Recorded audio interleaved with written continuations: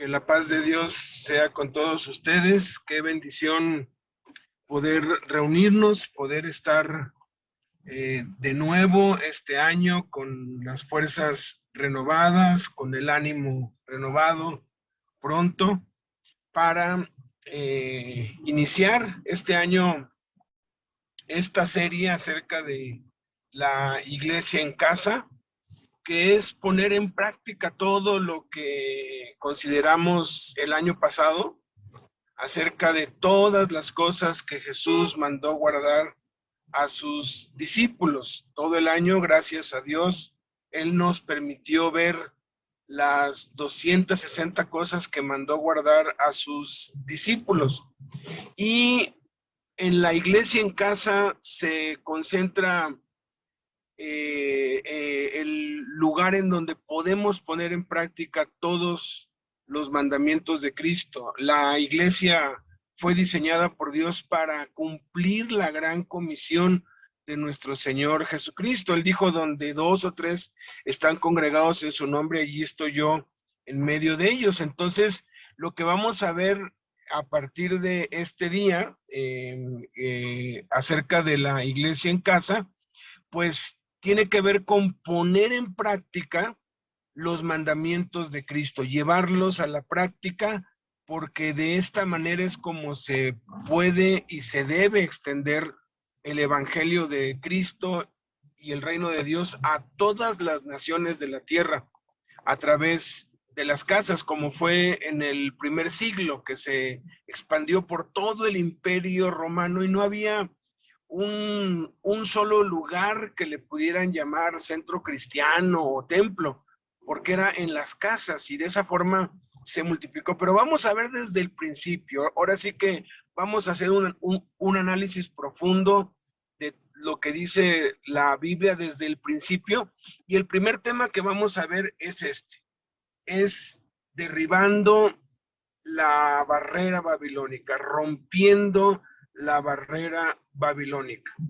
Y antes de entrar de lleno en este tema, pues es importante entender que hay 3 grandes impedimentos para la difusión, para la extensión del evangelio en todo el mundo. Siguiente diapositiva. Hay 3 grandes impedimentos en la difusión del evangelio. El primero es lo que se conoce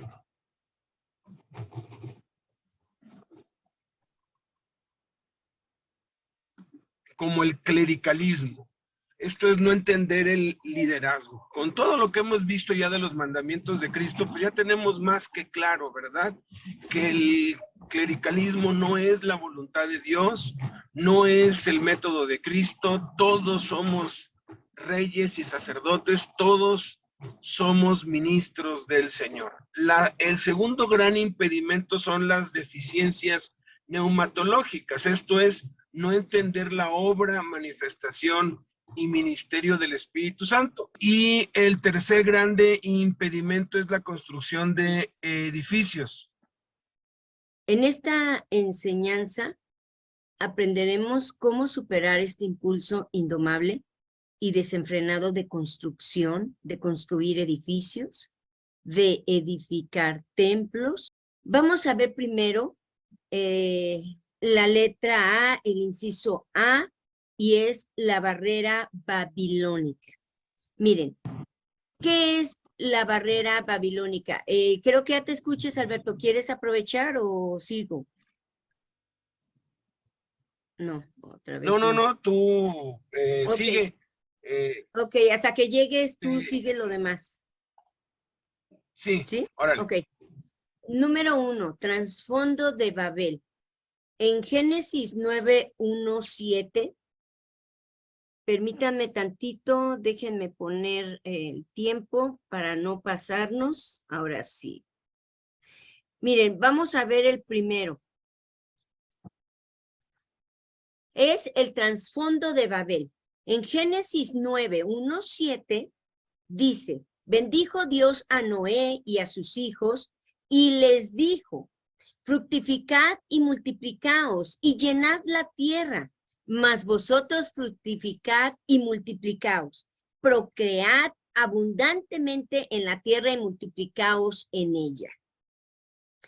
Aquí vemos que cuando hay ese trasfondo en Babel, que Jesús les dice, Dios les dice, multiplíquense, miren, el pecado y la desobediencia.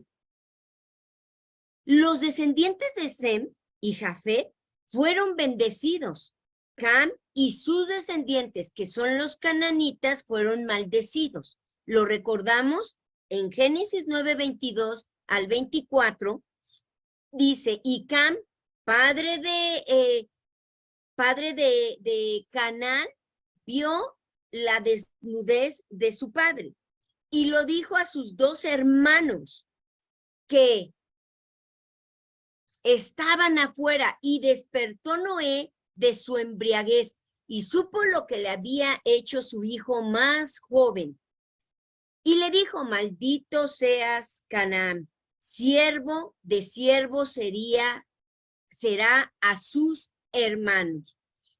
Aquí nos damos cuenta que está la maldición, y miren, muchos estudios de la Biblia creen que los versículos describen un acto homosexual cometido por Cam contra su propio padre. Este juicio descendió sobre Cam y todos sus descendientes, los cananitas. El primer hijo de Cam fue Cus, y esto lo vemos en Génesis 10:8, y dice, y Cus engendró a Nimrod, quien llegó a ser el primer poderoso en la tierra. El término griego gibor, que es traducido poderoso, significa un guerrero poderoso y tirano. Nimrod era el nieto de Cam, a quien había maldecido Noé, y se convirtió en cazador de hombres, a quienes esclavizaba y sometía despotricadamente, ¿no? Era un hombre que codiciaba poder sobredominar a los demás. Vemos el siguiente punto. Fíjense, eso ya empezaba lo que estamos viendo en el primer punto, el clericalismo. Miren, un sistema de religión falso. Babel, miren, fue el resultado de la generación de los camitas, que son los descendientes de Cam, cananistas, bajo el liderazgo de Nimrod, quienes trajeron un sistema de religión falso al mundo.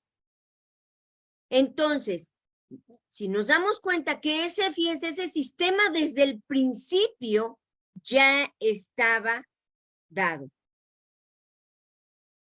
Nimrod se movió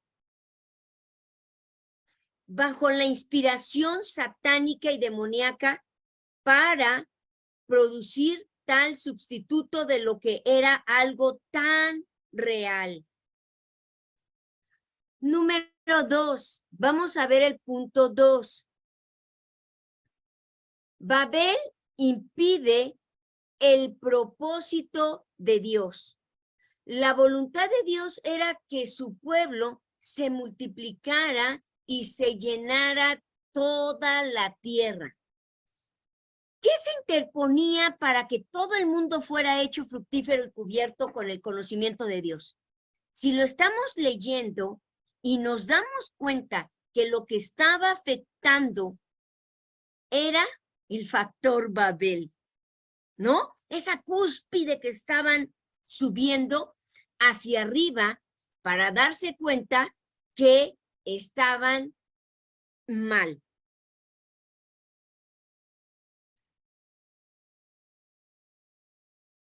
Entonces, ¿me escuchan todos? No, perdón, es que si me dicen en el Facebook, por favor. La influencia de Nimrod se insertó dentro del propósito divino para neutralizar lo que Dios se había propuesto. Miren, esa influencia de Nimrod se insertó dentro del propósito divino. Siempre cuando Dios hay un propósito para el crecimiento, siempre el diablo tiene que traer algo para evitar ese crecimiento. Y desde ese momento lo podemos ver en Génesis 11:4, donde dice, tenía entonces toda la tierra una sola lengua y unas mismas palabras. Y aconteció que cuando salieron de oriente, hallaron una llanura en la tierra de Sinar y se establecieron allí. Y se dijeron unos a otros, vamos, hagamos ladrillo y cozámoslo con fuego. Y les sirvió el ladrillo en lugar de piedra. Y fíjense, el asfalto en lugar de mezcla. Y dijeron, vamos, edifiquemos una ciudad. Fíjense sus pensamientos, qué tenebrosos estaban ya. Y una torre cuya cúspide llegue hasta el cielo. Y hagámonos un nombre, por si fuéramos esparcidos sobre la faz de la tierra. Ya estaban queriendo ser Dios y ahí ya se estaban conspirando desde el principio el crecimiento. Dios quería que su pueblo fuera fructífero, que se multiplicara, porque esa fue la orden, ¿lo recordamos? Y llenaran toda la tierra. Ese fue el primer mandamiento de los mandamientos que ha mandado Dios en el principio de la creación, fructificar. Miren, Babel existía para impedir tal propósito. Ellos comenzaron a edificar la torre por si acaso eran esparcidos. Así podrían impedir que tal cosa sucediera.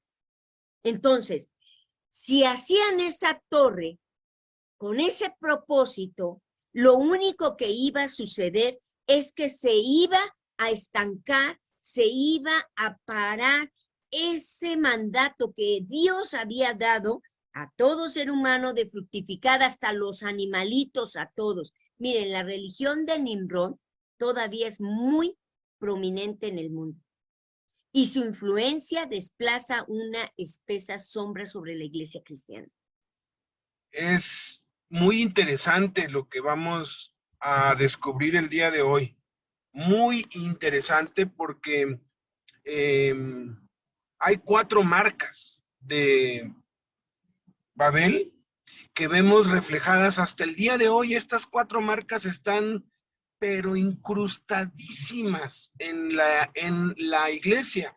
Y si ustedes recuerdan, antes de empezar a ver cada una de ellas, la iglesia comenzó en Pentecostés y descendió el Espíritu Santo y empezaron a hablar en todas las lenguas del mundo. Es muy interesante que en Pentecostés fueron 17 lenguas diferentes que engloban todos los idiomas y son la raíz de todos los dialectos y lenguas de todo el mundo.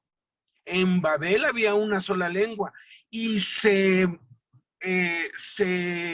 esparcieron en muchas lenguas y se esparcieron todos por todo el mundo. Aquí hablaban todos muchas lenguas y era para precisamente poder romper, poder quebrantar estas marcas de Babel. Veamos la primer marca de Babel. Hagamos. Es la iniciativa humana en vez de la iniciativa divina. Hagamos ladrillo y cozámoslo con fuego. Fue la iniciativa de ellos. La iniciativa humana, fuera de la voluntad de Dios y en contradicción a la voluntad de Dios, se elevó a lo sumo diciendo, hagamos. Contrastemos esto con Mateo 16:17, a donde Jesús dijo, sobre esta piedra edificaré. Esto es iniciativa divina. La iniciativa humana se levanta en contra de la iniciativa divina.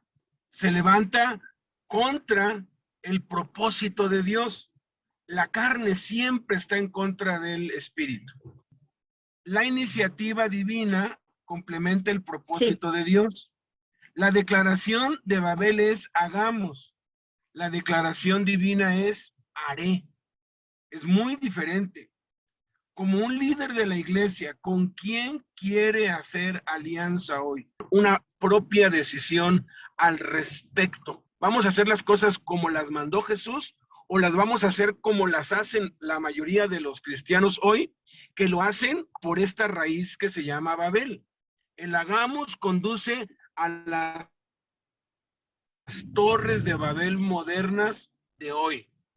Entonces, el hagamos nos va a estancar. El haré de Cristo nos va a expandir. Ahora sí vamos a la segunda marca. La segunda marca de Babel es edifiquemos. Edifiquémonos una ciudad, dice en Génesis 11. Nuevamente, hagamos un contraste de esta declaración con las palabras de Jesús. Sobre esta piedra edificaré mi iglesia. ¿Quién es el que va a efectuar la construcción de acuerdo a las palabras de Jesús? ¿Acaso será el hagámonos un edificio o acaso es el edificaré? ¿Sabía usted que Jesús es un maestro de obras por excelencia?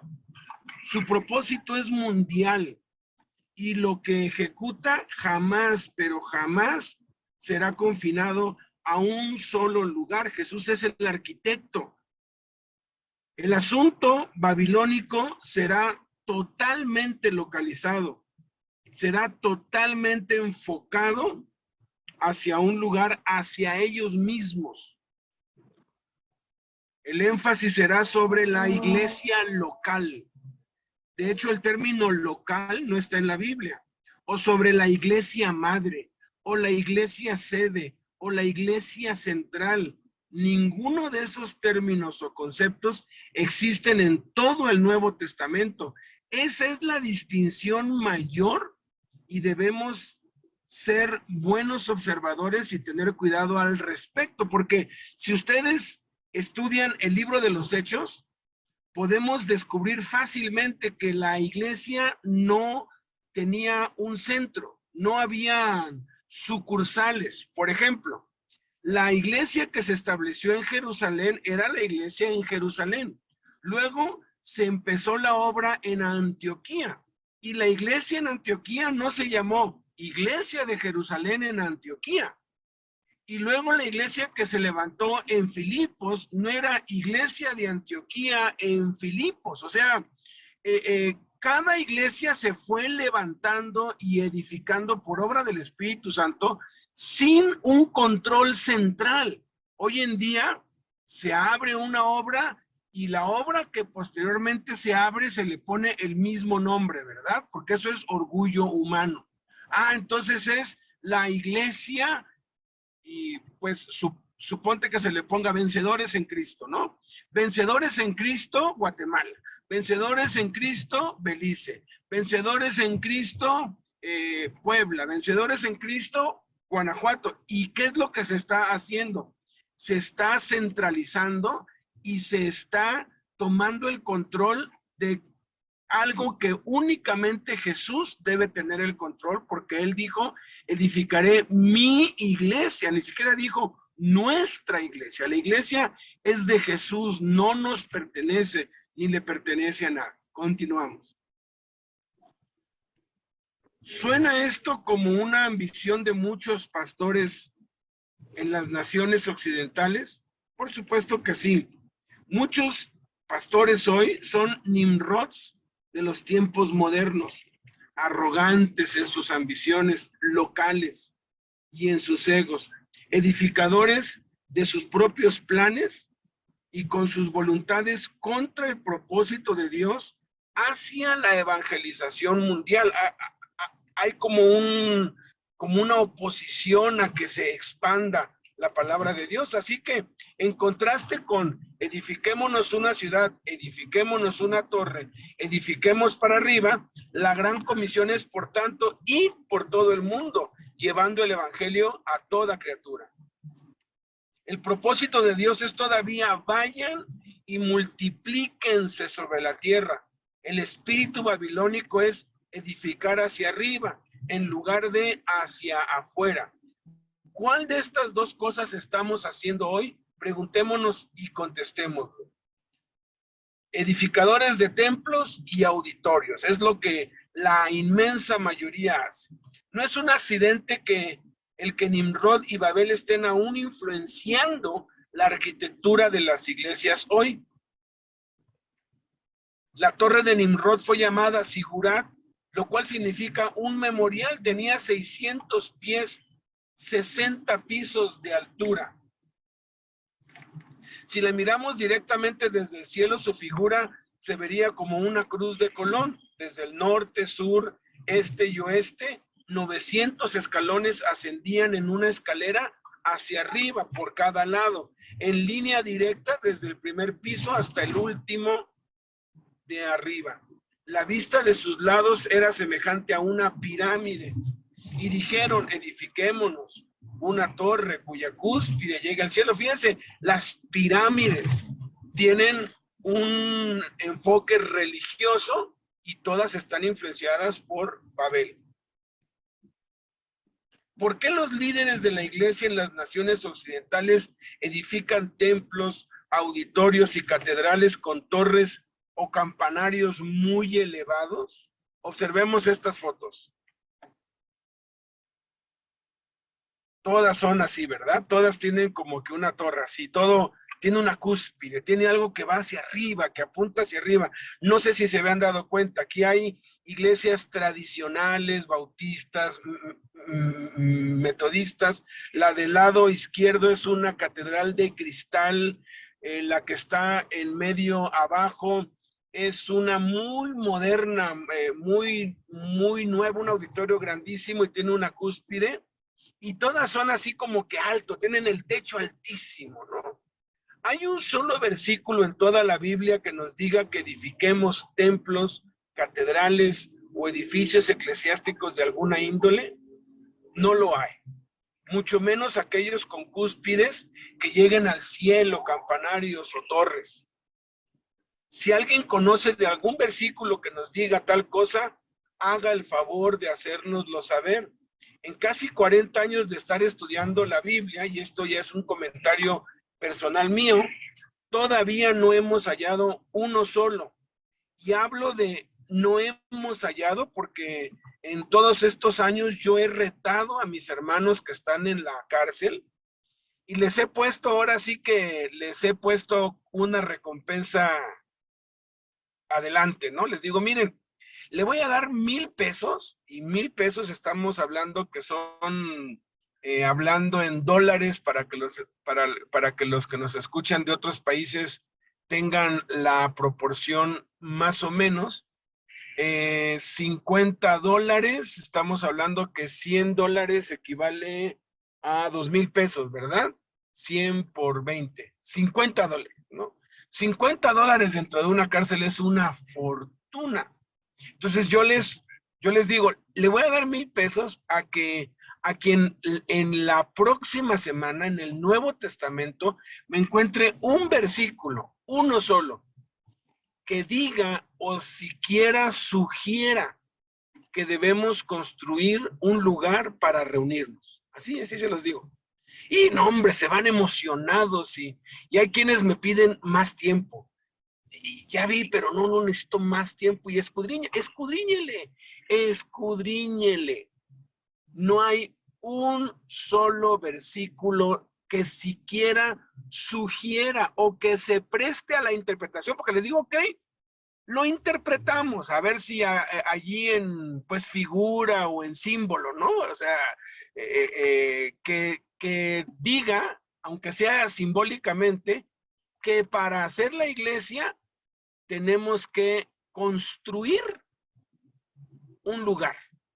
y pues poner una carpa o buscar un terreno, porque eso de los terrenos es una fiebre. Ahí están buscando el terreno y quieren construir y construir y construir. ¿De dónde viene eso? De Babel. ¿Y quién está detrás de Babel? Satanás, queriendo impedir el propósito de Dios. Entonces, ¿dónde nos vamos a reunir? Nos podemos reunir en la calle, abajo de un puente, en la playa, en el monte. Nos podemos reunir en cualquier lugar literalmente. Normalmente, pues, hay un techo donde uno vive. Vamos a enfocar este estudio sobre la iglesia en las casas, porque la iglesia se puede hacer abajo de un árbol, se puede hacer en un panteón, se puede hacer en un, pues, en un restaurante, en un garage, se puede hacer en la playa, se puede hacer en un monte, en cualquier lugar donde haya 2 o 3. Pero vamos a enfocarnos en las casas porque por lo más normal es que vivamos en un lugar que tiene un techo. Esta declaración es el resumen de Babel. Vamos, edifiquémonos una ciudad y una torre cuya cúspide llegue al cielo y hagámonos un nombre por si fuéramos esparcidos sobre la faz de toda la tierra. Es muy triste hoy en día la manera en que los líderes de las iglesias en las naciones occidentales emplean licenciosamente todo el dinero en edificios, ladrillos o materiales de construcción, tanto que nos llevaría a creer que la gran comisión que Jesús dio fue ir por todo el mundo y edificar templos para cada criatura. Parecería que es así. Jesús y los primeros apóstoles pusieron todas sus energías en llevar el mensaje, no en preparar mezcla para los ladrillos. No hubo templos ni edificios hasta la época de Constantino, cerca de 4 siglos después de Cristo. A mí me da tristeza luego en la cárcel cómo empiezan a hacer trámites y piden autorización para que les den un pedacito y allí construyan. Y esto también se mete en las cárceles porque el sueño de muchos presos es construir una capillita adentro, en vez de tener la visión de esparcir la iglesia en cada celda, en cada patio, en cada rincón de la cárcel. Entonces, no hubo templos hasta casi 400 años después. Este emperador romano, entre comillas, convertido, alteró radicalmente la iglesia, introduciendo la política dentro de la misma. Creó la unión del Estado y la iglesia como lo conocemos. Convirtió los templos paganos en, entre comillas, iglesias, introduciendo de esa manera las vanidades de Nimrod dentro de la verdadera iglesia de Cristo. Durante casi 400 años, mencionar iglesia, la gente se le aparecía en su mente la imagen de 3 o 4 o 10 personas reunidas en cualquier lugar. Hoy en día, ¿qué viene a su mente cuando escucha la palabra iglesia? Un edificio, ¿verdad? Su influencia trajo como resultado los 1000 años de apostasía conocida con el nombre de oscurantismo o la edad oscura. Durante 1000 años hubo oscuridad en la tierra. La iglesia en las naciones occidentales todavía no están libres de la influencia de Nimrod y de Constantino, desafortunadamente. Tercera marca de Babel, recibamos adoración. Nimrod tomó el lugar de Dios. Él demandaba ofrendas de adoración de cientos de libras de incienso, de nardo, que eran quemadas sobre la cúspide del Sigurat de Babel. Cada año, este perfume era valorado en millones de dólares. Ese mismo incienso de nardo fue el que una mujer derramó sobre los pies de Jesús. Vino a él una mujer con un vaso de alabastro de perfume de gran precio, Mateo 26:7. Nimrod se proclamó a sí mismo emperador y dios de Babel, se convirtió en la primera deidad política del mundo.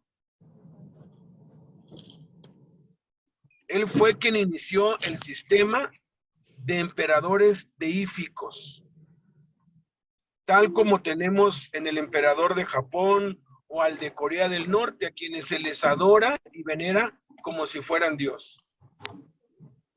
¿Por qué siglos después fue Daniel lanzado al foso de los leones? Se debió a que el rey Darío decretó que nadie podía hacerle petición a ningún dios u hombre fuera de él. Cuando Daniel rehusó hacer tal cosa, lo sentenciaron a muerte. Daniel se opuso a la religión de Nimrod, la cual estaba en boga en el mundo antiguo. ¿Dónde obtuvieron los césares romanos la idea de que eran dioses? En los tiempos del Nuevo Testamento era contra la ley romana utilizar el término griego kurios, cuya traducción es Señor o Dios para cualquier persona que no fuera César. Esto también vino de Nimrod.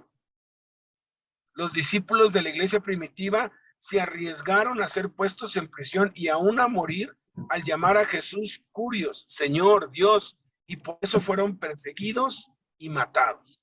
Es muy interesante el que la palabra griega traducida anticristo sea definida en la concordancia Strong como en lugar de, por lo tanto usada a menudo para denotar sustitución. Esto no es meramente una palabra de oposición a Cristo, sino que significa tomar o usurpar el lugar de Cristo. Mucho ojo con esta declaración que sigue a continuación, porque es muy espantoso lo que la gente acepta. ¿Ha escuchado usted alguna vez a alguien decir del jefe prelado de la iglesia romana que es el vicario de Cristo sobre la tierra? Vicario significa el que toma el lugar de Cristo. Qué impresionante, ¿verdad? Nuestros amados obispos anglicanos, a Blanquita no le caen bien los líderes de la iglesia en Inglaterra. Yo le digo, pues estábamos viendo una serie sobre la reina Isabel y hay partes en donde la reina, pues la van a ver algunos líderes anglicanos y cuando los vio me dijo, ¿y qué hacen allí esos cardenales? ¿Y qué? ¿Ese es el papa? Que le digo, no, Inglaterra no es católica. Inglaterra se separó del catolicismo. De hecho, de todos los países de Europa, Inglaterra y lo que es Holanda o son los Países Bajos, rompieron lazos con Roma, se independizaron. Y en Inglaterra se estableció el cristianismo como religión oficial, el protestantismo, pues. Entonces, la iglesia anglicana, ahora sí que por la tradición histórica se le quedó ese nombre de anglo, o sea, los anglosajones o los de raza anglo, de ahí viene inglés, anglo-inglés. Entonces, anglicano es la iglesia inglesa, por decirlo así, pero a través de las décadas y de los siglos fueron pervirtiéndose por Nimrod y hoy el jefe máximo de la iglesia anglicana, debajo del rey o de la reina, porque el rey o la reina son declarados la cabeza de la iglesia anglicana, pero debajo de ellos hay uno que es el obispo, ¿no? Se viste igualito que el papa, igualito, y se pone joyas y todo, parece un papa, pero como que de otro color, porque no usan blanco, ¿verdad? Entonces yo le decía, mira, ellos son... Cruz. No, y cargan una cruz, sí, claro, cargan una cruz ahí, ¿no? Pero no se parecen. No, son idénticos. Entonces yo le decía a Blanquis, no, mira, no son católicos. ¿Cómo no? Si ahí están con los ídolos. Digo, no tienen ídolos, tienen íconos, porque hay una etapa de la iglesia que se llama la era iconoclástica, que no son ídolos, pero hacían como que representaciones, pero el cuento es el mismo. La iglesia de Inglaterra se corrompió completamente y hoy es una iglesia babilónica, es una iglesia de Nimrod. Hay poder, hay política, todas sus iglesias tienen las torres altas, y si no, pues vea la iglesia de Notre Dame, ¿no? Entonces, fíjate, los anglicanos se les llama señores espirituales y señores temporales. Como señores espirituales, ellos gobiernan la iglesia. Como señores temporales, ellos disfrutan de un asiento reservado en la Casa de los Lores, en el Parlamento de Inglaterra. También hay muchos líderes evangélicos y protestantes que son tratados como dioses, como ídolos. Pero esos conceptos y teología asociada con estas prácticas es una señal de Jesús a los apóstoles sobre el asunto. Es muy triste, pero hoy hay muchos líderes de denominaciones grandes que la verdad los tratan como si fueran dioses, de verdad. No, hombre, les toman fotos, se toman autógrafo con ellos, casi falta que les besen el anillo, caray.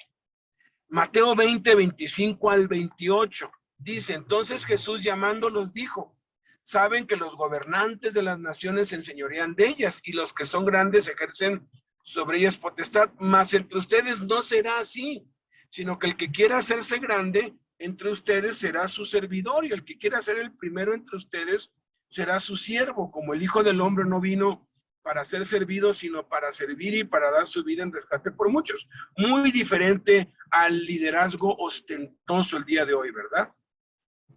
¿Creemos en estas palabras de Jesús y estamos dispuestos a practicarlas?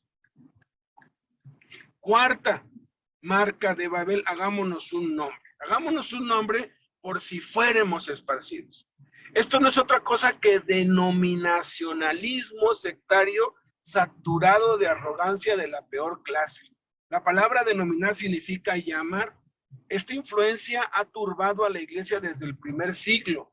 El denominacionalismo sectario fue encontrado en los discípulos de Jesús. En Lucas 9:49 dice: entonces respondiendo Juan dijo: maestro, hemos visto uno que echaba fuera demonios en tu nombre y se lo prohibimos, porque no sigue con nosotros. Pablo tuvo que tratar con esto en la iglesia carnal de los corintios. Cada uno de ustedes dice: yo soy de Pablo, yo soy de Apolos, y yo de Cefas, y yo de Cristo. Porque mientras uno dice yo soy de Pablo y otro yo soy de Apolos, no son carnales. O sea, aquí estamos viendo claramente que el identificarse o pertenecer a una iglesia, denominación, no es malo. Lo malo es el orgullo o arrogancia de creerse lo selecto, lo exclusivo y el sectarismo, lo cual no deberá tener lugar en el corazón o mente de ningún seguidor genuino de Cristo. Notemos la respuesta de Jesús a su propio discípulo. O sea, es impresionante aquí.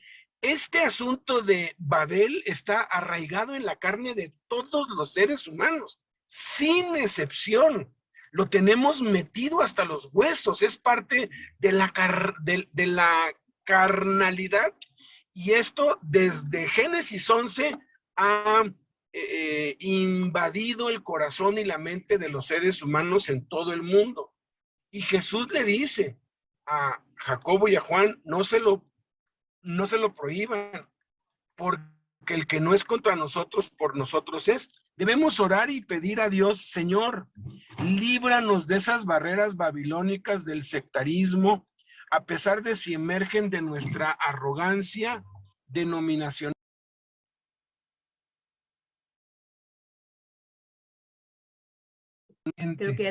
o no denominacional.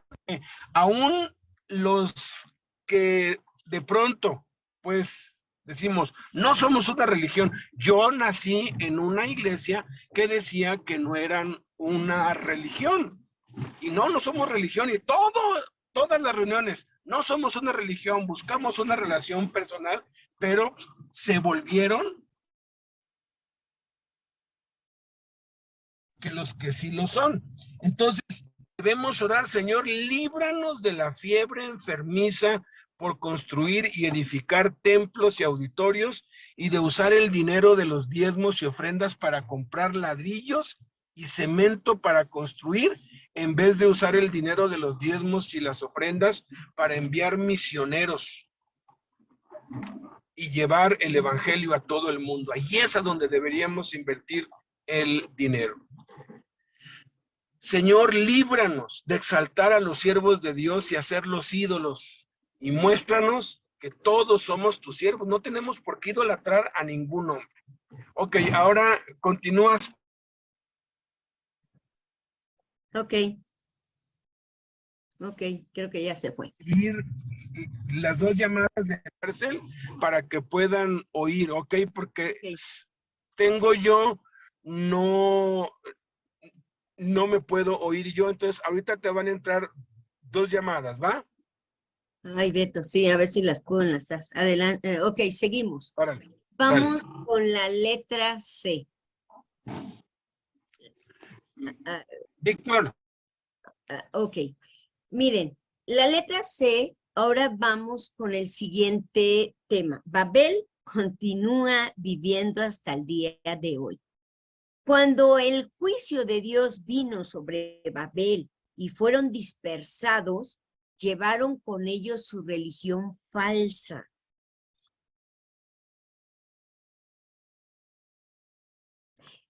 Número 1, la religión falsa de Babel circula hasta ahorita por todo el mundo. Miren, el sistema, permítanme tantito. Ok. Miren, la religión falsa de Babel circula por todo el mundo. El sistema religioso de Nimrod es visto en las pirámides de Egipto que eran sigurats, modificadas. Encontramos la influencia de Nimrod en el Nuevo Mundo entre los aztecas y los incas, quienes edificaron sus sigurats siguiendo casi el mismo modelo.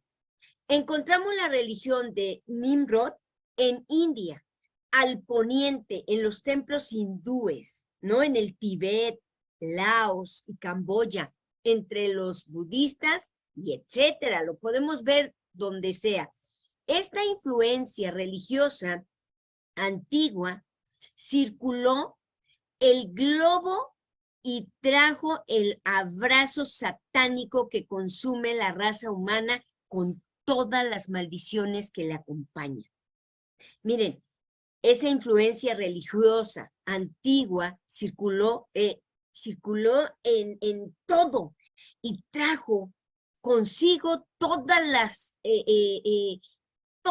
todo lo que es lo satánico y las maldiciones que lo acompañaban.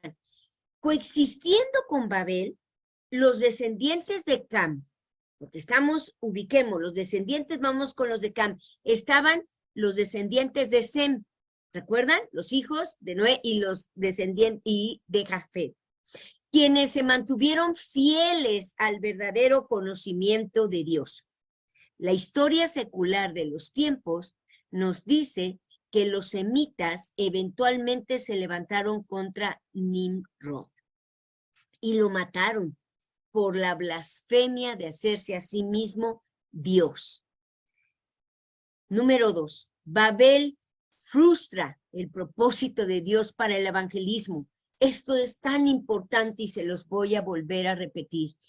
Número 2, Babel frustra el propósito de Dios para el evangelismo.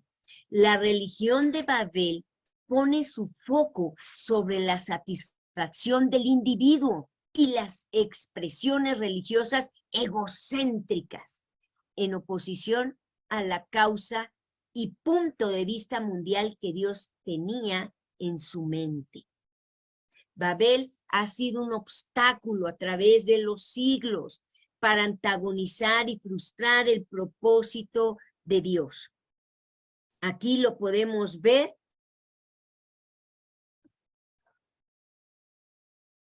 Permítanme. Ok. Babel ha sido un obstáculo. Lo que nos damos cuenta que siempre Hasta el día de hoy ha existido Babel y su punto de partida es frustrar el propósito de Dios. ¿Y cuál es el propósito de Dios? Fructificar. O sea, que crezca el evangelio. Ha sido el enemigo de la difusión del verdadero conocimiento de Dios y del evangelio desde la época de Nimrod hasta el presente. En la letra D vamos a ver que Dios promete bendecir a todas las naciones. ¿Se acuerdan? Empezó con Abraham, el primer misionero de Dios. Fue aproximadamente después de haber pasado un milenio de la creación del hombre y de los sigurats de Babel, que Dios llamó a Abraham fuera de Ur de los caldeos como su primer misionero. Dice en Génesis 12:1, Jehová hizo un pacto con Abraham, el cual requería algo diferente de él. Pero Jehová había dicho a Abraham, vete de tu tierra y de tu parentela, y de la casa de tu padre a la tierra que te mostraré. De esta manera fue que la visión de Dios por un pueblo que se dedicara a la tarea de darle a conocer al mundo respecto a la existencia de un Dios verdadero, fue renovada. Ello requería dejar su propia familia y salir hacia otras naciones de diferentes razas, culturas y lenguas.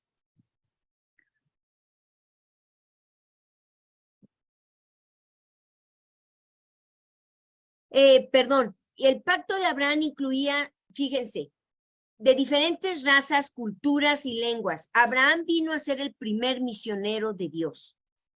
El pacto de Abraham incluía 7 promesas. La séptima era la más importante. Decía, y serán benditas en ti todas las familias de la tierra. En hebreo es igual mishpachah, que significa tribus o grupos de personas, a fin de que no haya duda alguna respecto a lo que Dios quiso decir con eso. Pablo hace abundantemente bien claro que Dios estaba hablando acerca de la evangelización del mundo, y la Escritura, previendo que Dios había de justificar por la fe a los gentiles, dio de antemano la buena nueva a Abraham, diciendo,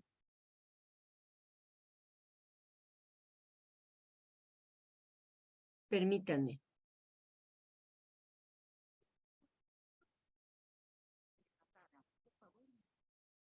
Ok, perdón, es que estoy enlazando las llamadas, ¿eh?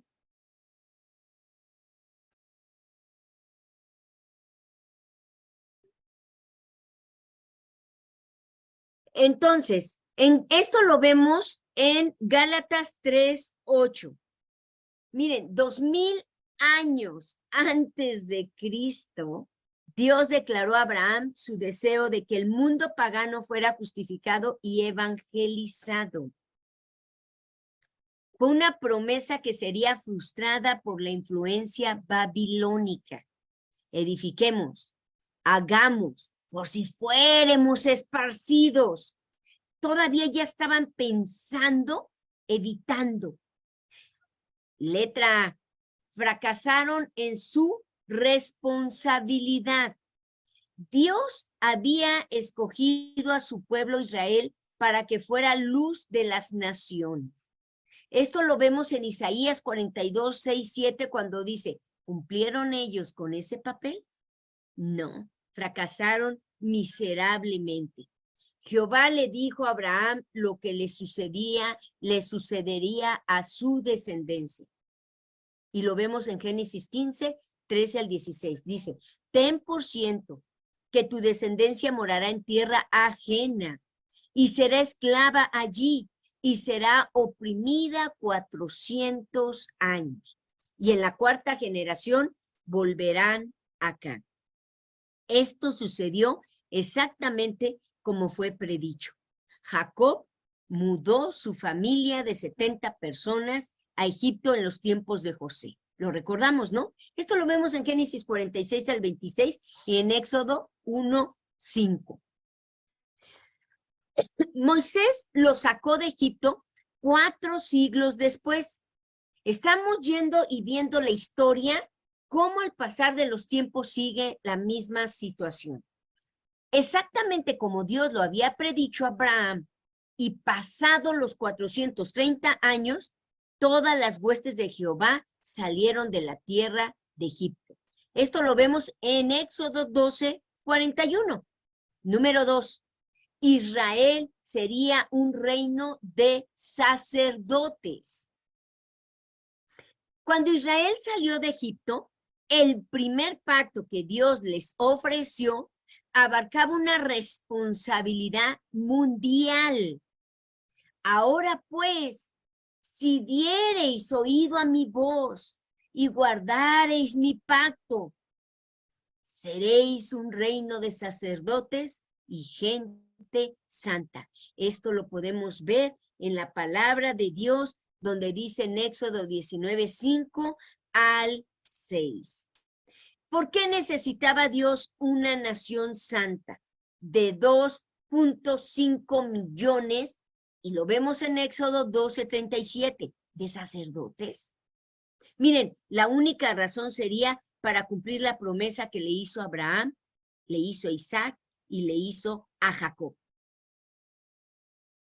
Habiendo de ser Abraham una nación grande y fuerte, habiendo de ser benditas en él todas las naciones de la tierra. Y lo vemos en Génesis 18, 18. Dice en Génesis 22, 18, en tu simiente serán benditas todas las naciones de la tierra, por cuanto obedeciste a mi voz. Y en Génesis 26, 4 dice, multiplicaré. Fíjense, aquí está muy claro el proceso de la obediencia de Dios para multiplicarnos y expandirnos. Dice, multiplicaré tu descendencia como las estrellas del cielo y daré a tu descendencia todas estas tierras. Y todas las naciones de la tierra serán benditas en tu simiente. En Génesis 28, 14 nos dice, será tu descendencia como el polvo de la tierra y te extenderás al oriente, o sea, al occidente, al oriente, al norte y al sur, los 4 puntos cardinales.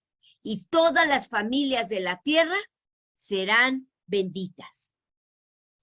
Y en Hebreos, ahora lo vemos en el Nuevo Testamento, Hebreos 3:10 y 4:2, Dios quería bendecir todas las naciones, tribus, grupos étnicos, y necesitaba un gran número de misioneros, sacerdotes que mediaran su verdad a esas naciones.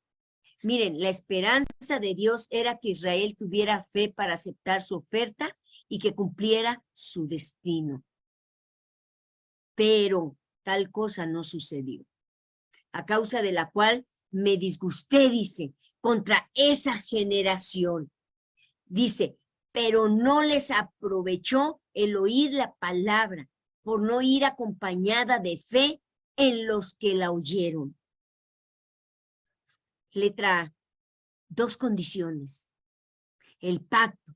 Esa condición fue el pacto. Contrato. Había ya un contrato ofrecido. Tenía 2 condiciones para los israelitas. Primero, obedeced mi voz. Y segundo, guardad mi pacto. Era tan sencillo.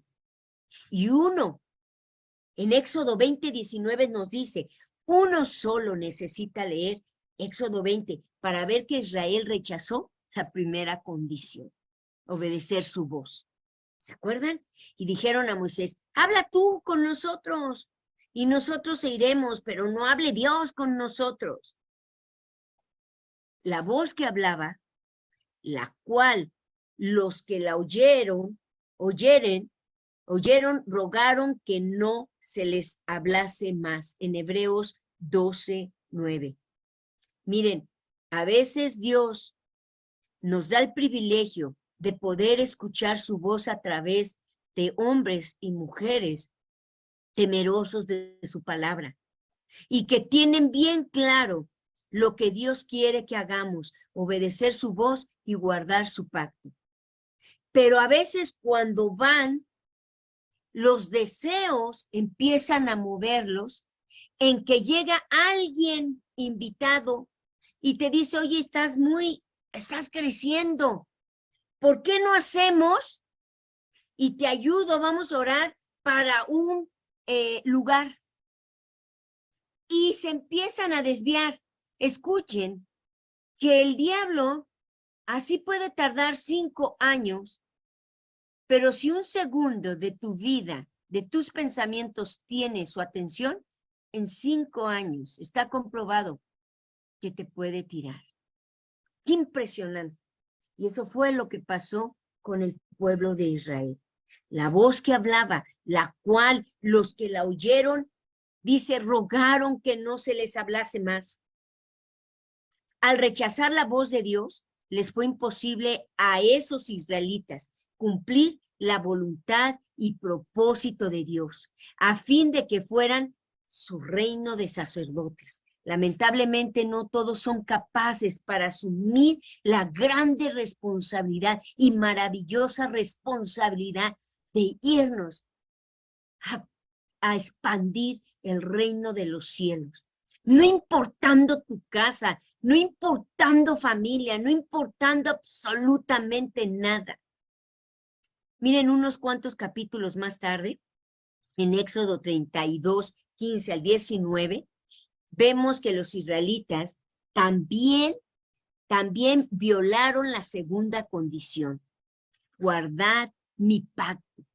Y volvió Moisés y descendió del monte, lo recuerdan, trayendo en su mano las 2 tablas del pacto, hechas por el dedo de Dios, porque las segundas ya fueron por Moisés. Y aconteció que cuando él llegó al campamento y vio el becerro y las danzas, ardía la ira de Dios, y arrojó las tablas de sus manos y las quebró al pie del monte. Y esto lo vemos en Éxodo 32, 15 al 19. Moisés no solamente hizo lo que los israelitas ya habían hecho con su pecado y desobediencia. Habían quebrantado el pacto, no lo habían guardado. Así que Moisés arrojó las tablas donde el pacto había sido escrito y las rompió.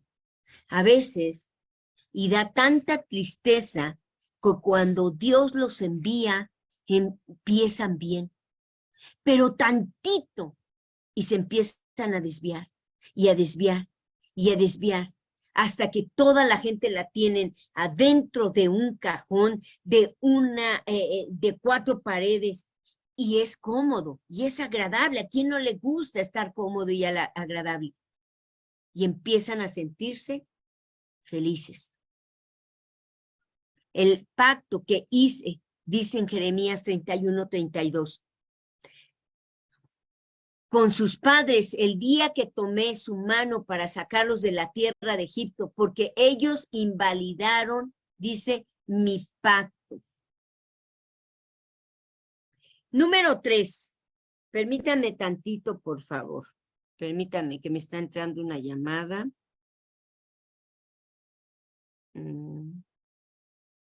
Combinar.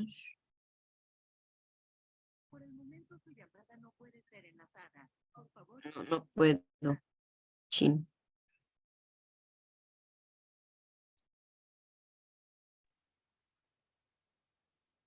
Ok.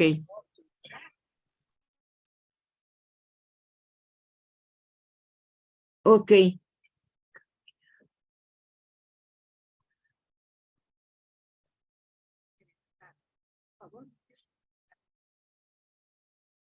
Número 3, el sacerdocio levítico. Ahora vamos a ver el sacerdocio levítico. Miren, la promesa hecha a Israel en Sinaí. de que serían un reino de sacerdotes. No se refiere al sacerdocio levítico, ¿eh? Los levitas vinieron a ser sacerdotes como resultado del fracaso y desobediencia descrita anteriormente. La primera condición era obedecer mi voz. Fue quebrantada. ¿Cómo podría Dios cumplir su promesa de hacer de ellos un reino de sacerdotes cuando ellos ni siquiera estaban dispuestos a escuchar su voz? El propósito de Dios fue frustrado cuando los israelitas quebrantaron el pacto. En ese día, Dios decretó un juicio. Se puso Moisés a la puerta del campamento y dijo, ¿quién está por Jehová? Júntense conmigo. Y se juntaron con él todos los hijos de Leví. Y él les dijo, así ha dicho Jehová, el Dios de Israel, poned cada uno su espada sobre su muslo, pasad y volver de puerta a puerta por el campamento y matad a cada uno a su hermano y a su amigo y a su pariente. En Éxodo 32:27, ¿a qué grado tuvo que llegar la desobediencia por no haber escuchado la voz de Dios y guardar sus mandatos? Solamente había una tribu que tenía armas a la disposición, la tribu de Leví. ¿Qué había pasado con las demás tribus? Miren, el registro demuestra que Aarón los había desnudado en presencia de sus enemigos. Al leer esto, uno pensaría que ellos estaban corriendo por los alrededores desnudos, pero eso no es lo que significa la palabra hebrea. ¿Saben qué significa? Significa que estaban militarmente expuestos, o sea, desnudos en presencia de sus enemigos, estaban expuestos ante sus enemigos, habían puesto sus armas a un lado cuando sabían que estaban rodeados de todos sus enemigos. Los hijos de Israel habían despojado a Egipto de casi todo el oro y de toda la plata. Tenían millones y de millones de dólares en metales preciosos según el valor actual. Aquí estaban ellos, los herederos de la tesorería del mundo antiguo, y se habían despojado de las armas. No estaban protegidos de la herencia y estaban desnudos militarmente hablando. ¡Qué tontería e insensatez! Los levitas fueron la única tribu fiel. Estando armados, salieron y mataron como 3,000 hombres entre los desarmados ese día. Dios escogió a los sacerdotes levitas porque ellos habían conservado sus armaduras. Ellos eran los defensores de la nación y la herencia. El resto había comprometido la seguridad y bienestar de la nación. ¿Qué significa en este tiempo esto que Dios nos está hablando? No empecemos a oír voces que van a ser personas, ni siquiera son de Dios, en que ya estamos grandes y ya tenemos muchas personas y lo primero que se les viene a la mente, no, pues vamos a ver dónde más, vamos a edificar, ya nos dan facilidades de pagar, empiezan a desviarse. Cuando Jesús, Dios mismo, 2 cosas nos pide. Recordemos, guardar el pacto de Dios y ser obedientes. Incluso hasta hay quienes regalan, no, yo tengo un terreno, yo lo regalo para la obra de Dios y caen en la trampa. Cuidado, ¿eh? Así es. Y los hijos de Leví lo hicieron conforme al dicho de Moisés. Y cayeron del pueblo en aquel día como 3,000 hombres.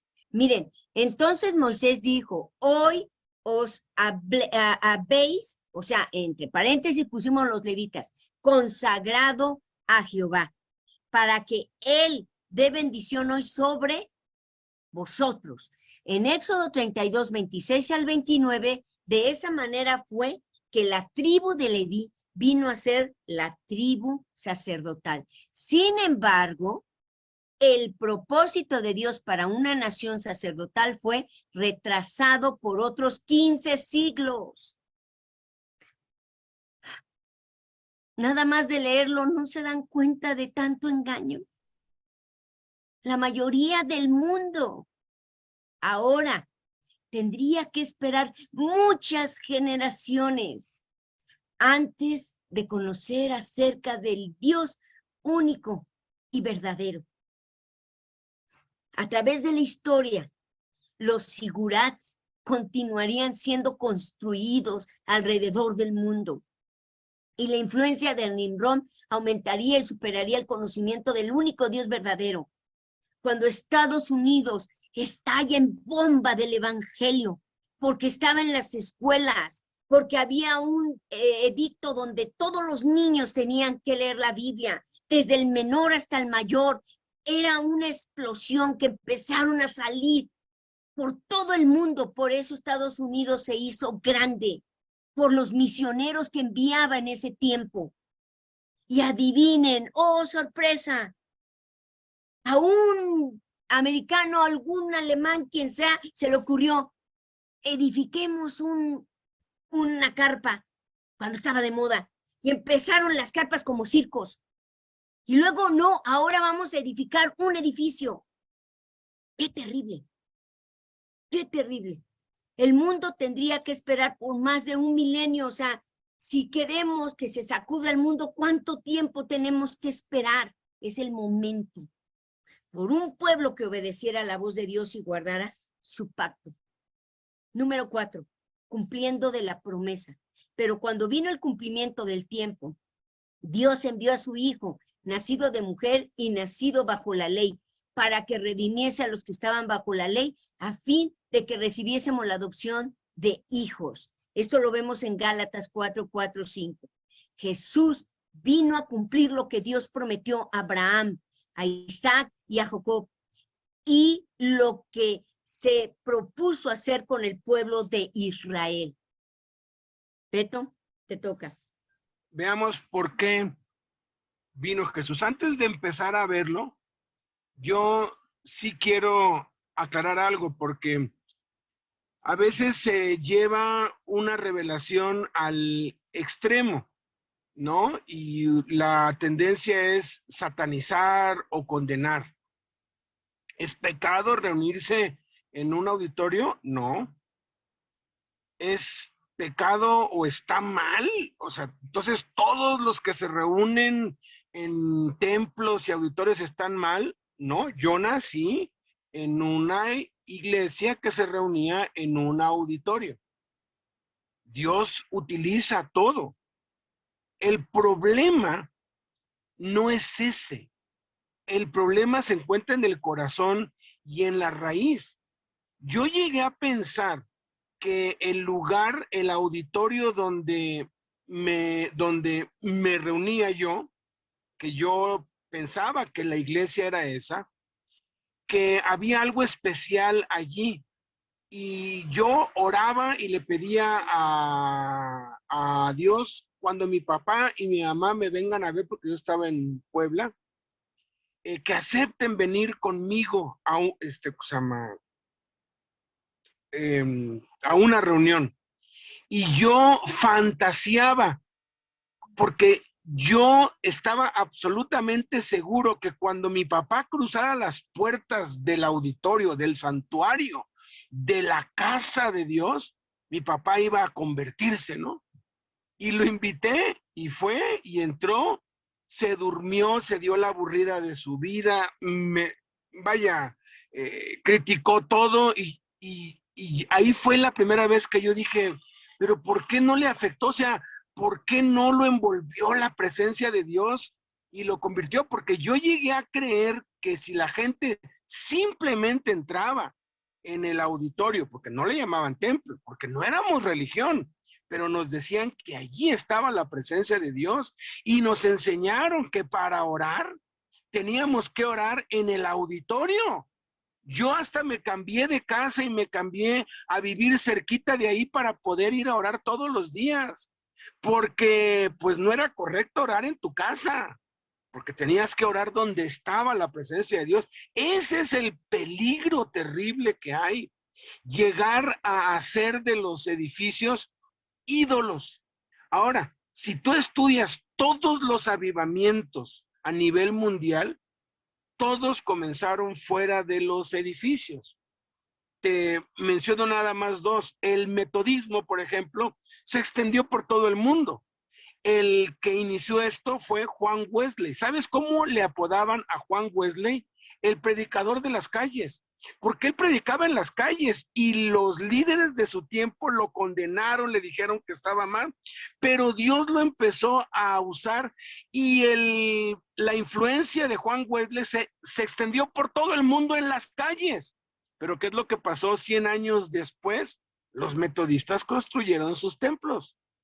¿Por qué construyeron templos y por qué existen iglesias metodistas en templos, pues, construcciones? Si Juan Wesley jamás construyó ningún templo y Juan Wesley estaba totalmente en contra de la construcción de edificios por este aspecto tan terrible, por esta influencia tan espantosa de Babel. Segundo ejemplo, y les puedo dar el ejemplo de cada avivamiento que ha habido sobre la tierra, empieza fuera de las cuatro paredes. Fue el de la calle Azusa. En una calle Azusa, en una casa, vino un derramamiento del Espíritu Santo y empezó lo que hoy se conoce como el pentecostalismo. ¿Y qué es lo que pasó? Los pentecostales construyeron iglesias, templos. Yo les voy a poner al final de esta clase un libro en PDF que se llama Pon a tu boca trompeta, de David Wilkerson. Dios lo mandó a las calles a Nueva York a rescatar a los pandilleros. Y de pronto, como decía Blanquita, empezaron a pues venir voces. Le regalaron no un terreno, le regalaron hectáreas. Es más, ingenieros le dieron gratis. No, yo te pongo, y le empezaron a dar millones para construir un gran centro de avivamiento para ayudar a los pandilleros. A la mitad de la construcción Dios le habló y le dijo: deja eso y vete a las calles, que yo no te mandé a construir, yo te mandé a ir a las calles. Y le dijo David Wilkerson a Dios: pero ¿y dónde vamos a reunir a la gente? Y le dijo Dios: cuando lo necesites yo te lo voy a dar. ¿Saben qué? El hijo de uno de los más ricos de Nueva York, debajo de Donald Trump, es rico, pero no tan rico como Donald Trump, dueño del auditorio más grande en la Quinta Avenida, cayó en las drogas. David Wilkerson fue usado por Dios para ganar a su hijo y estaba tan agradecido que le regaló a David Wilkerson ese auditorio en la Quinta Avenida. Y este hombre le dijo: oiga, pero los pandilleros no pueden llegar acá porque viven lejos. Dijo: no, ¿qué más necesitas? Y le pidió 20 autobuses para ir, pero pues no vienen aquí si no hay víveres y comida. Miren, le proveyó todo. Si necesitas un auditorio, Dios te lo va a dar. El problema no son los auditorios, el problema es que todo gire alrededor del lugar y que todo lo que llega y los recursos y todo lo que se invierte sea en un lugar. Si lo necesitamos, Dios nos lo va a dar. Él es el dueño de la tierra. Entonces, ¿por qué vino Jesús? Número uno, Jesús vino para darle la última oportunidad a Israel. Desde Abraham hasta Jesucristo transcurrieron 2000 años, 20 siglos, en los cuales Israel fracasó en apoderarse de las promesas que Dios le hizo a Abraham. Todas las naciones no estaban siendo bendecidas como Dios se lo había propuesto. Israel no estaba haciendo luz para los gentiles como Dios había deseado, como dicen Isaías 42:6 y 49:6. Yo, Jehová, te he llamado en justicia, te di por luz de las naciones para que seas mi salvación hasta lo último de la tierra. Dios le encomendó a Israel: espárcete, ve por toda la tierra y da a conocer mi nombre, pero los judíos desobedecieron. En lugar de ser la luz de Dios para los gentiles, se dijo de Israel, el nombre de Dios es blasfemado entre los gentiles por causa de ustedes. Romanos 2:24. Mi nombre, dice Ezequiel 36:23, el cual profanaron ustedes en medio de ellos, y sabrán las naciones que yo soy Jehová. Cuando Jesús vino, él lloró sobre Israel y su ciudad capital. Dice Lucas 19:41 al 44, uno de los pasajes más tristes de todos los evangelios. Y cuando llegó cerca de la ciudad, y puede ser el pasaje más triste de tu vida también, que cuando llegues cerca de donde tú estás, al verla, al verte, llore sobre ti, diciendo, oh, si también tú conocieses a lo menos en este día lo que es para tu paz. Porque si Dios te ha llamado, bueno, no es si Dios te ha llamado, Dios nos ha llamado a todos, solamente que no todos escuchamos la voz de Dios, y los que la escuchan, no todos la obedecen. Y fíjate, podemos hacer llorar a Jesús si no oímos su voz, si no la obedecemos. Y ve las consecuencias, porque vendrán días sobre ti cuando tus enemigos te derribarán a tierra y a tus hijos dentro de ti, por cuanto no conociste el tiempo de tu visitación. Miren, estamos en un tiempo bien emocionante. Tenemos que escuchar la voz de Dios. Cuando finalmente fue rechazado por los judíos, Jesús dijo, por tanto les digo que el reino de Dios será quitado de ustedes y será dado a gente que produzca los frutos de él. Mateo 21:43. ¿Quién fue esa nación a quien se le entregó el reino? Lo averiguaremos a medida que sigamos adelante. Israel despreció el día de su oportunidad por seguir tras el pecado. Perdió la última esperanza de ser la nación misionera de Dios, un reino de sacerdotes. La bendición pasaría ahora a manos de otra nación, recibiendo la oportunidad de triunfar en lo que Israel había fracasado. A mi parecer, el mundo entero rechazó esto. Y los chinos en China escucharon la voz de Dios y se pusieron a hacer lo que Dios manda. El resultado, hace apenas 70 años, China era un país del tercer mundo. Hoy China, después de 70 años, es la primera economía mundial. Hace 70 años había menos de 100,000 cristianos en China. Hoy aseguran que hay cerca de 300 millones de cristianos en China 70 años después. ¿Cuál fue la diferencia? Que ellos escucharon la voz de Dios. Oye, ¿no quieres tú que México pase a la historia así?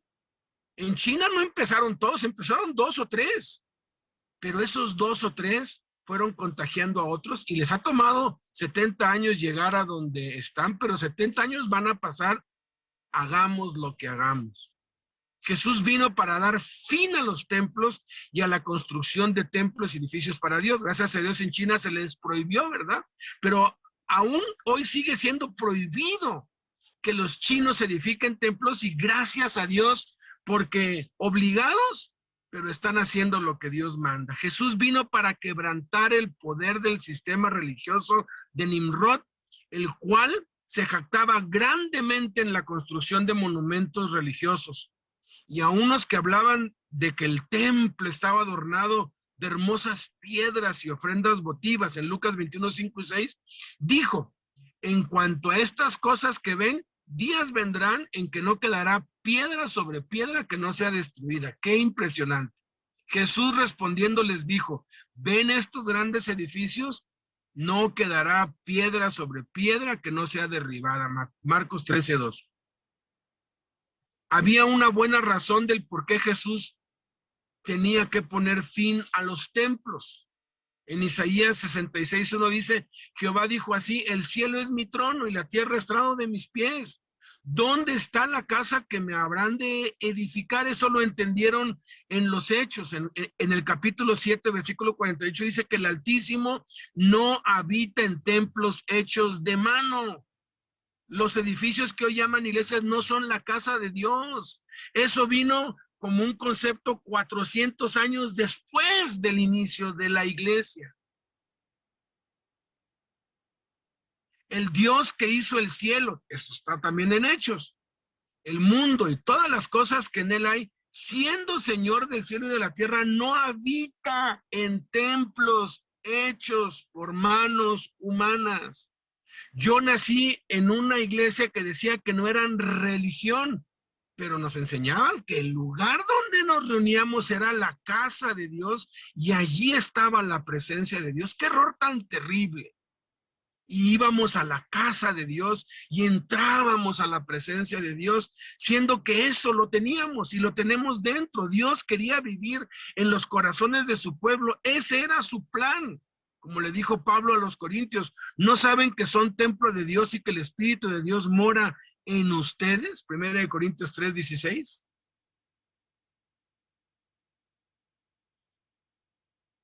Dios mora en nosotros y su amor es perfeccionado en nosotros. 1 de Juan 4:12. 2 de Corintios 6:16, porque ustedes son el templo del Dios viviente. No tenemos que ir a la casa de Dios porque nosotros somos la casa de Dios, la presencia de Dios vive en nosotros. Cuando nos regalaron un viaje para Europa y para Israel, fuimos a Jerusalén.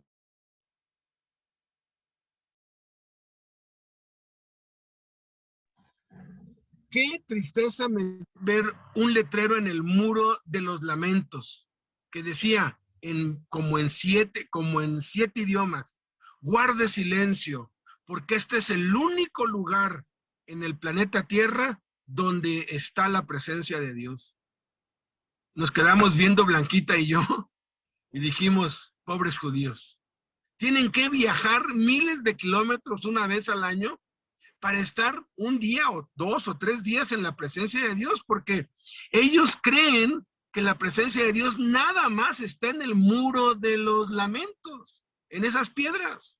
Y muchos cristianos viajan porque quieren estar en la presencia de Dios. ¿Qué no saben que la presencia de Dios está en nosotros?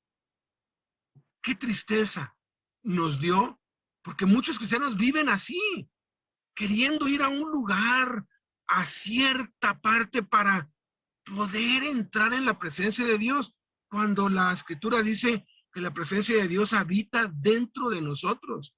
¿Seguiremos siendo rebeldes a la voz de Dios y ser como el rico insensato de la parábola de Jesús, que dijo, esto haré, derribaré mis graneros y los edificaré mayores, en Lucas 12:18? Debemos ser semejantes a Jesús y a los primeros apóstoles, quienes enfatizaron firmemente el mensaje, no la mezcla, para construir edificios.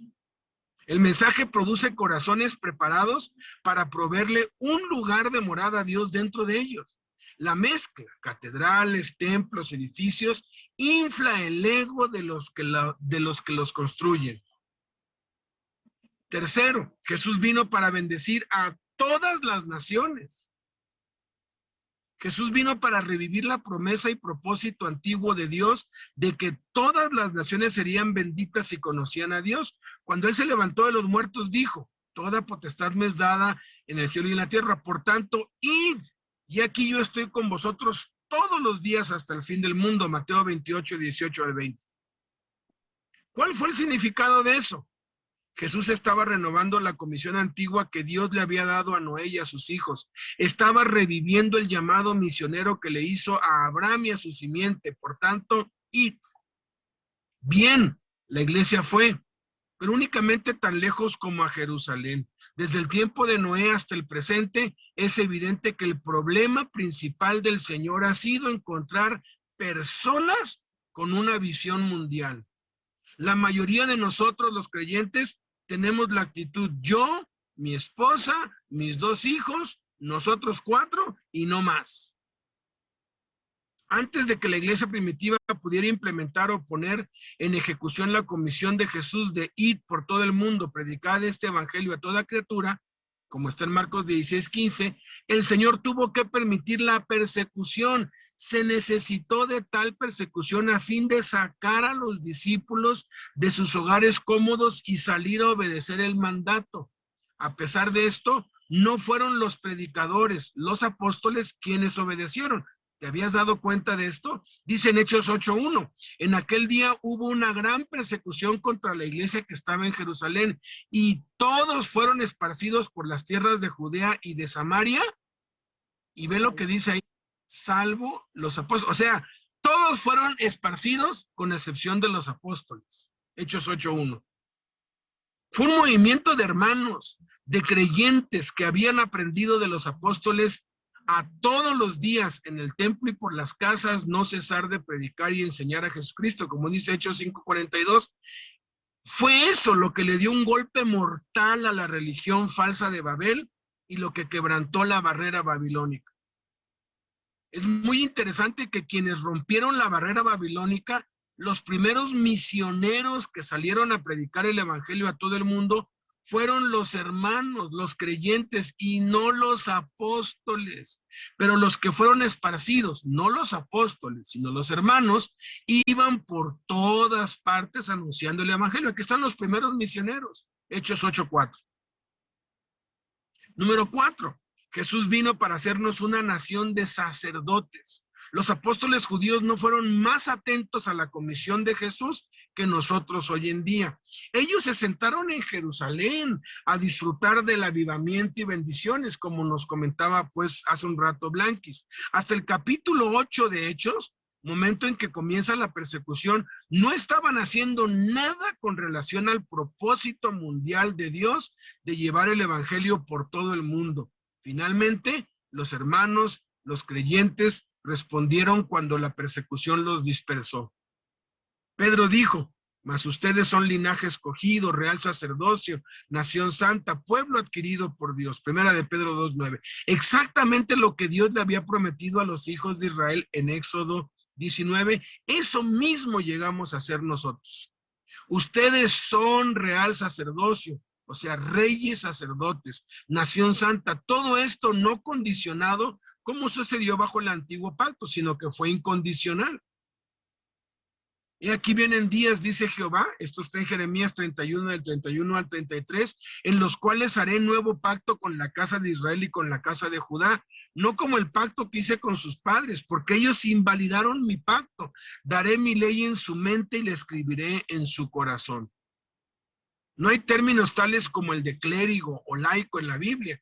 Jesús declara que todos, y esto lo aprendimos en los mandamientos de Cristo, todos sin excepción somos reyes y sacerdotes, porque dice Apocalipsis 1:6 y 5:10 que nos hizo reyes y sacerdotes para Dios su Padre. A Él sea gloria e imperio por los siglos de los siglos. Amén. Y nos ha hecho para nuestro Dios reyes y sacerdotes y reinaremos sobre la tierra. Reyes tiene que ver con la autoridad espiritual, sacerdotes con el ministerio. Todos los creyentes, sin excepción, tenemos autoridad espiritual y un llamado de parte de Dios y todos podemos predicar, evangelizar, enseñar, bautizar, impartir la cena del Señor, sanar enfermos, echar fuera demonios, etc. Todos, sin excepción. Todos somos llamados. Todos. Nadie está excluido. Si tú piensas, es que yo no sirvo, es que yo no puedo, entonces eres el más apto, porque eso es lo que Dios quiere. Gente que reconozca su incapacidad. Adelante, Blanquis. Y vamos con la última letra, F. ¿Qué quebrantará la barrera babilónica?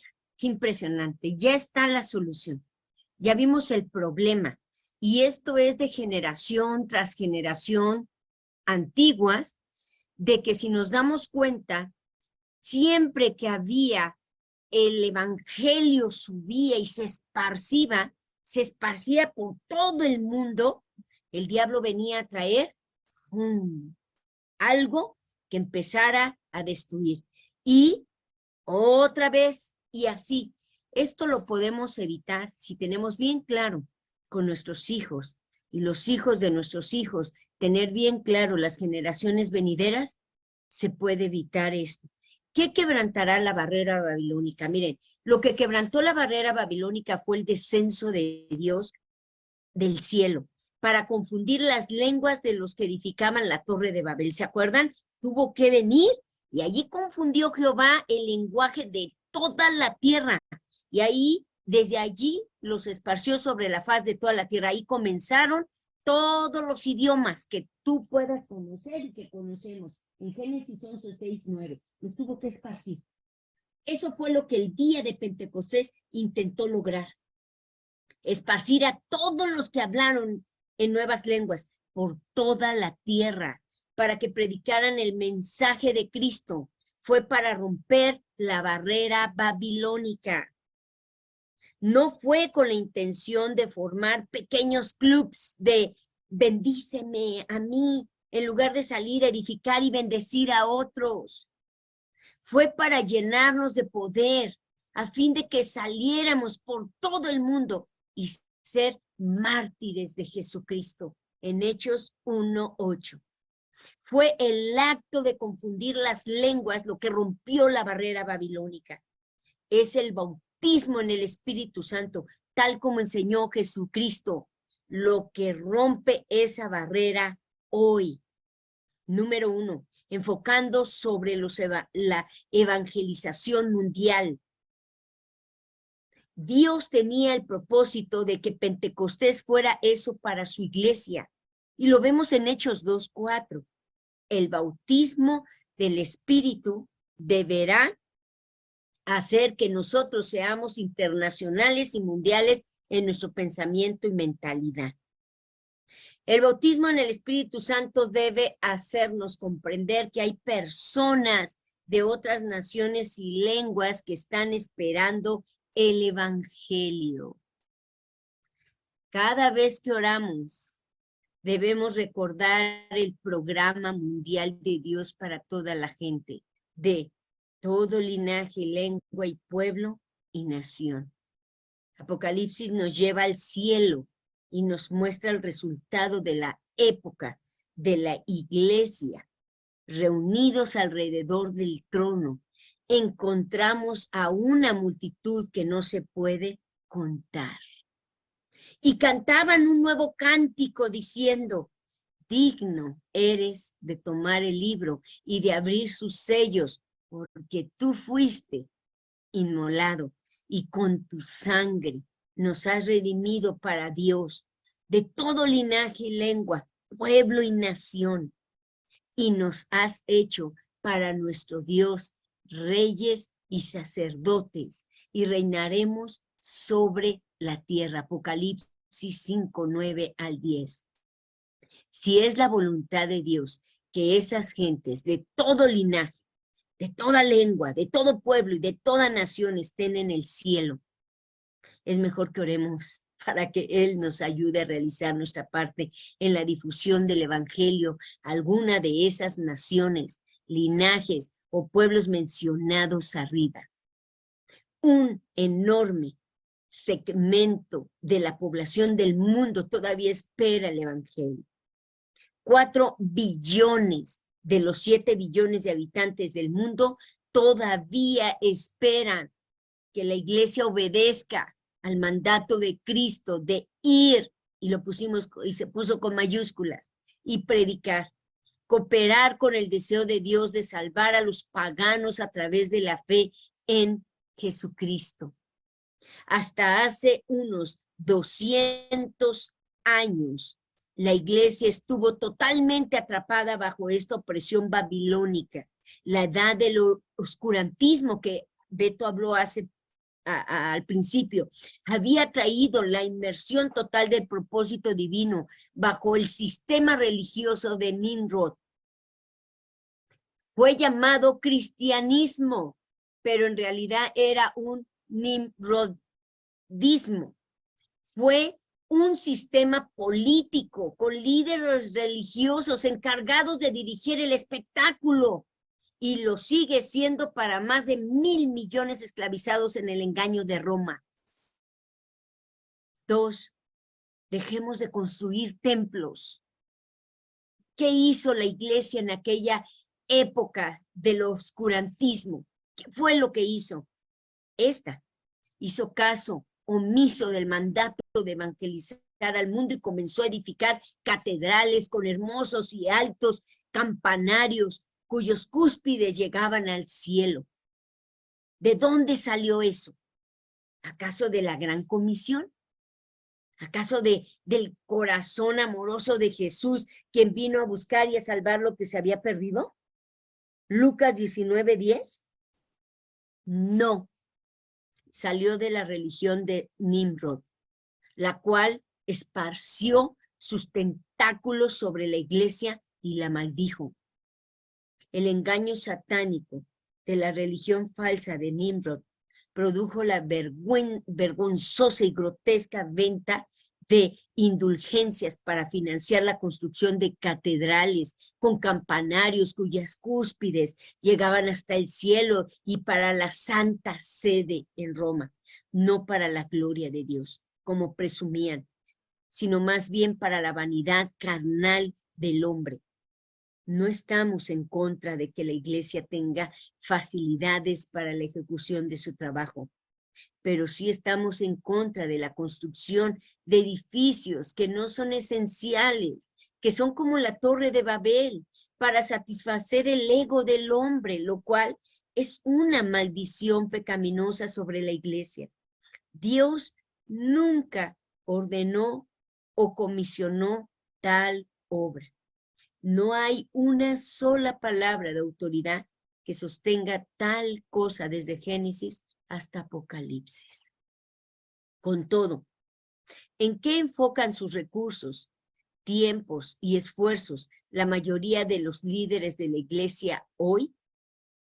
Miren, es muy evidente que la preponderancia de los líderes es idéntica a la de Nimrod.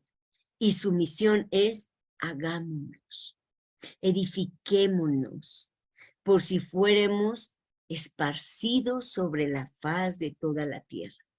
Y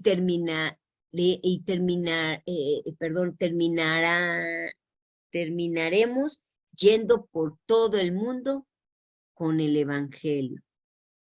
Los líderes hoy elevan sus campanarios hacia las alturas y compiten los unos con los otros por los más ostentosos edificios que puedan ser erigidos.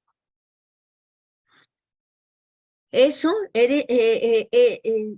no es sino el antiguo sistema de Nimrod, levantando su fea cabeza, por si fuéramos esparcidos sobre la faz de toda la tierra y cumpliéramos el propósito divino de anunciar el evangelio. Es un problema antiguo, no se desvanecerá con nosotros predicando acerca del mismo una vez, pero sí somos líderes valientes y llenos de fe. Nos podremos levantar y quebrantar esa barrera babilónica.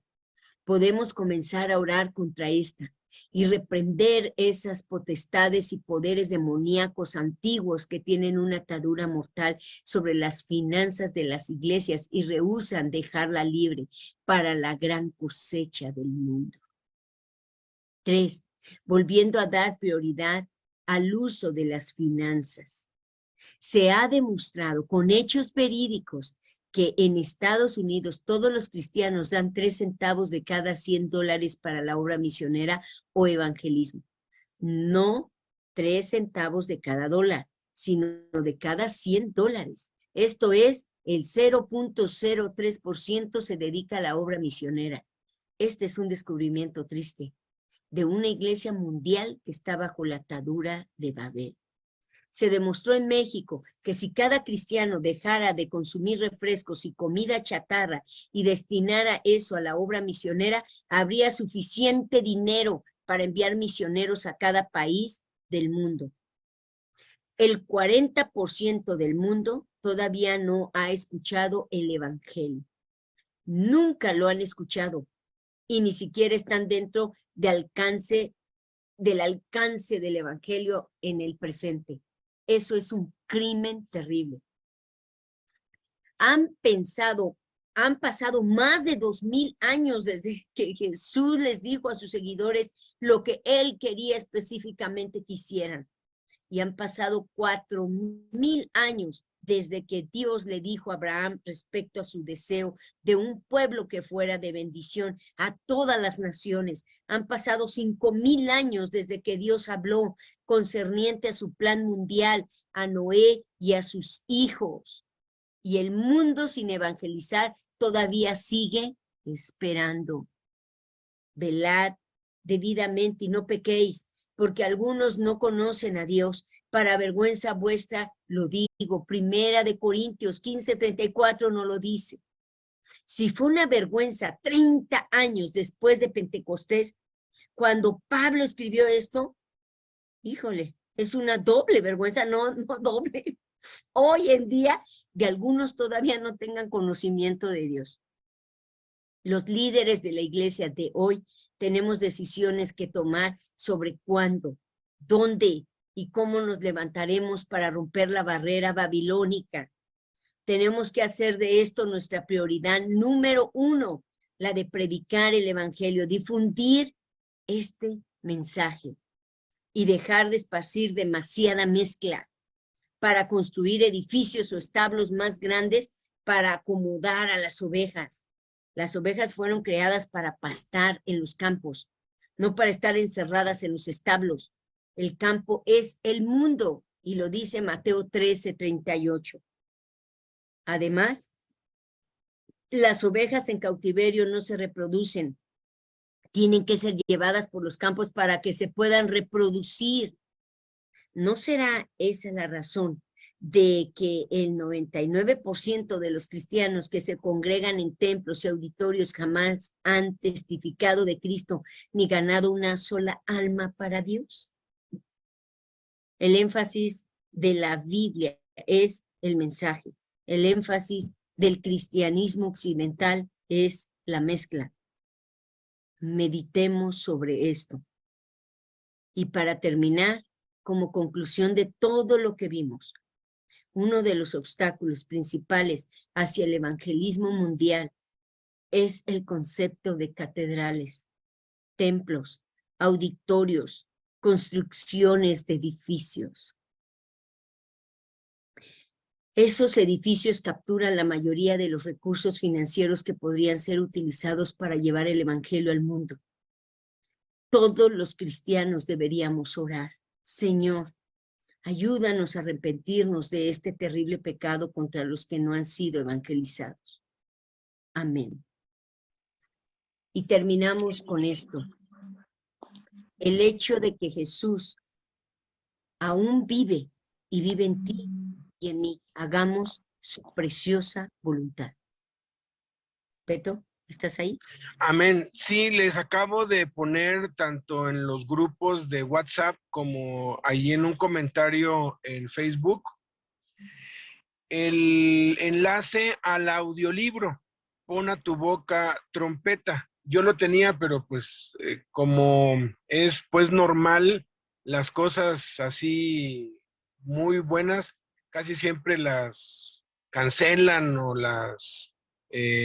pues las bajan, ¿no? Entonces, en lo que lo subo otra vez, les envío el audiolibro. Prepárense porque es muy fuerte lo que habla este hombre, no solamente contra la edificación de templos y eso, sino contra todo. Ahora sí que el capítulo 1 allí trae unas cosas bastante fuertes, pero vale la pena. De verdad que nos debe dar celo de Dios, el fuego de Dios debe volver a ponerse en nuestro corazón, no para hacer lo que te estamos diciendo, para escuchar la voz de Dios. Que tú ardas de deseo de escuchar la voz de Dios, de que Dios te hable y que cuando Dios te hable, le obedezcas. Entonces, oremos. Padre, te damos muchas gracias en el nombre de Cristo Jesús por la bendición que nos has dado de poder congregarnos en tu nombre. Perdónanos, Padre, porque todos hemos estado equivocados y todos durante mucho tiempo, Señor. Yo ya tengo casi 40 años en el Evangelio, Señor. Y hace apenas escasos 16 años entendí esto, Padre. Pasé 24 años, 23, 24 años haciendo lo que todo mundo hace, pensando que lo que había aprendido era lo correcto, cuando que lo correcto es lo que está escrito en tu palabra, no lo que nos han transmitido los líderes o lo que la mayoría de las iglesias o de los teólogos dicen que la iglesia es. La iglesia es lo que tú definiste porque tú la compraste con tu sangre, Señor. Que tengamos ese valor y esa osadía de incluso correr el riesgo de perderlo todo, pero aferrarnos a ti, Jesús, y hacer tu voluntad y escuchar tu voz y obedecerte a ti. En el nombre de Jesús. Amén.